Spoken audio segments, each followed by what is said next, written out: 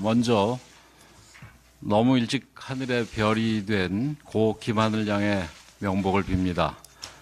소중한 딸을 떠나보내신 유가족께도 깊은 위로의 말씀을 드립니다.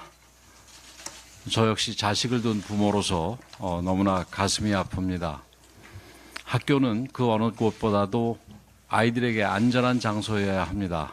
부모님들은 학교가 우리 아이들을 지켜주는 울타리가 되어줄 것이라는 강한 믿음을 가지고 계십니다. 이러한 사회적 신뢰에 금이 가게 된다면 교육이 바로 설 수 없습니다. 철저한 진상규명이 이루어져야 하고 근본적인 대책이 마련돼야 합니다. 이번 사건을 보면 사전 징후가 포착됐음에도 비극을 막을 안전장치가 제대로 작동하지 않았습니다. 사건 당일 오전에 교육청 장학사가 현장 조사를 했음에도 적절한 조치는 이루어지지 않았습니다. 교원의 건강 상태를 심사하는 질환교원심의위원회도 열리지 않았습니다. 또한 사건 발생 바로 나흘 전에 동료 교사를 폭행하는 일이 있었는데도 즉각적인 업무 배제와 분리 조치가 없었습니다. 이 또한 시스템 결함입니다. 교사들의 정신 건강 및 인력 관리 전반에 대해 대대적인 점검이 필요합니다. 보건당국에 따르면 우울증 진료를 받는 초등교원의 비율이 2018년에는 1000명당 16.4명이었는데 5년이 지난 2023년에는 1000명당 37.2명으로 2배 넘게 폭증했습니다. 아이들을 지키는 것은 물론이고 교사들의 안전을 위해서도 철저히 관리해야 합니다. 교원 임용 전후를 망라해서 정신질환 검사를 의무적으로 받게 해야 하고 관련 증상이 발견되면 즉각 업무에서 배제하고 치료 프로그램에 참여하도록 할 필요가 있습니다. 국민의힘은 교원들의 정신건강과 관련한 종합관리체계를 구축하고 교원들이 그 어떤 불이익도 없이 관련 치료를 받을 수 있게 돕는 방안을 하늘이법에 담아내겠습니다. 이런 비극이 반복되지 않도록 안전한 학교 만들기에 최선을 다하겠습니다. 우리 청년들을 바라보는 민주당의 천박한 인식이 민주당 교육연수원장의 발언을 통해서 적나라하게 드러났습니다. 청년들이 민주주의 훈련이 안 된 지체된 의식을 가지고 있다. 스스로 말라 비틀어지게 만들고 고립시켜야 한다는 등 정상적인 사고를 하는 사람이라면 도저히 할 수 없는 망언들을 했습니다. 청년들을 미개한 존재로 보고 본인들만 옳다고 믿는 선민의식의 발로이며 자신들에게 동의하지 않으면 무조건 틀렸다고 보는 전체주의적인 발상입니다. 민주당식 국민 갈라치기도 끝없이 계속되고 있습니다. 선거관리 부실을 걱정하는 국민들에게 극우 딱지를 붙이고 탄핵에 반대하면 내란 동조 세력이라고 몰아붙이고 있습니다.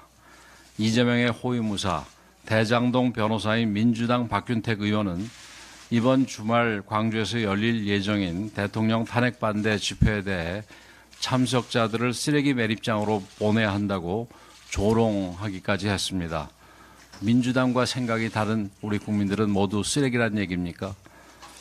반대하는 이들을 모두 적대시하는 극단주의가 민주당 골수에 박혀있는 DNA라는 생각이 듭니다.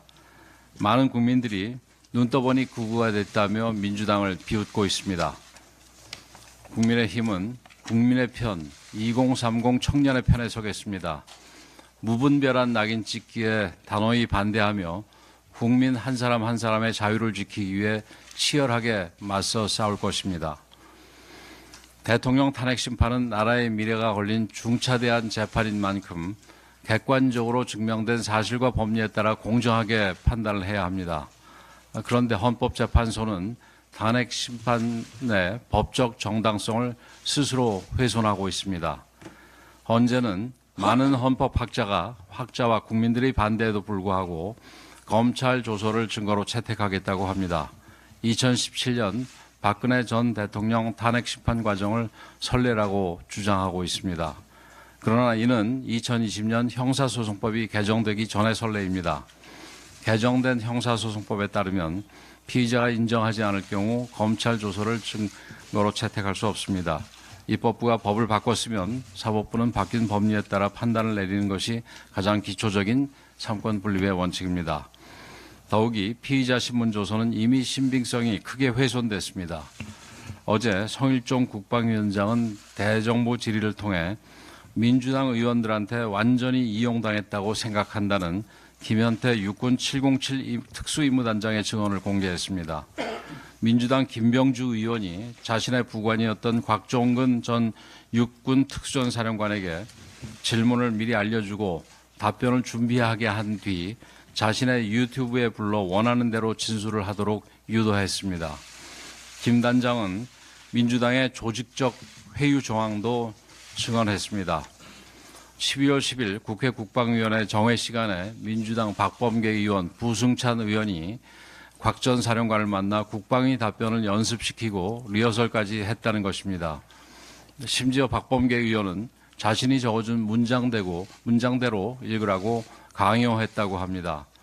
그러면서 변호사를 동원해 보호해주겠다고 달랬고 실제로 민주당 김민석 의원 친형 김민웅 씨가 이끄는 시민단체에서 곽 전 사령관 탄원서 서명운동을 벌이고 있습니다.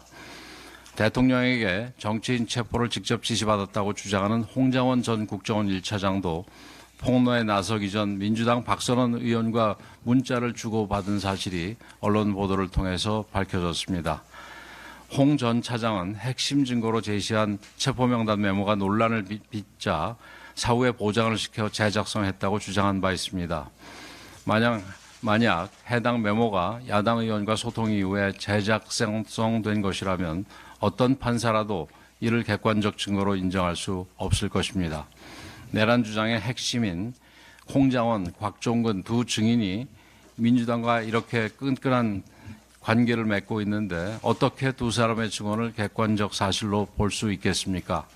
오히려 민주당과의 검은 커넥션, 기획서를 의심하는 것이 더 합리적인 판단이라고 할 것입니다. 비상계엄 선포와 그 진행 과정에 있었던 일들을 부정하는 것이 아닙니다. 진실과 거짓이 혼재되어 있는데 헌법재판소가 무슨 초능력으로 참과 거짓을 가려내겠다는 것인지 그 기준조차 명확하지 않다는 점을 지적하는 것입니다. 헌법재판소가 반드시 확인해야 될 사안들을 확인도 하지 않은 채 속도전만 벌인다면 국민들께서 납득하지 못할 겁니다. 국민의힘은 실체적 진실을 찾아 나가면서 탄핵 심판의 절차적 부당성을 고발하고 이를 바로잡기 위해서 최선을 다할 것입니다.